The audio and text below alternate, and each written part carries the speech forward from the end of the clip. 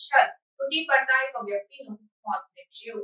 દિલ્હીમાં ગુરુવારે મોડી રાતથી સતત વરસાદને કારણે ઇન્દિરા ગાંધી ઇન્ટરનેશનલ એરપોર્ટના ટર્મિનલ 1ની છત તૂટી પડી હતી, જેના કારણે ઘણી ટેક્સીઓ અને કાર દબાઈ ગઈ હતી, જેમાં એક વ્યક્તિનું મોત નીપજ્યું, જ્યારે 5 લોકો ઘાયલ થયા છે.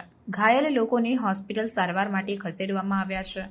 વાહનોમાં ફસાયેલા લોકોને બચાવવા માટે સર્ચ ઓપરેશન ચલાવવામાં આવ્યું. આ ઘટના શુક્રવારે સવારે 5 વાગે બની હતી. દિલ્હી ફાયર સર્વિસના અધિકારીઓએ જણાવ્યું કે ટર્મિનલ 1ની છતની શીટ સિવાય સપોર્ટ બીમ પણ તૂટી ગયું છે, જેના કારણે ટર્મિનલના પિકઅપ અને ડ્રોપ એરિયામાં પાર્ક કરેલી કારને નુકસાન થયું હતું. ઘાયલોને હોસ્પિટલમાં દાખલ કરવામાં આવ્યા છે. એરપોર્ટ પર 3 ફાયરની ગાડીઓ પહોંચી છે.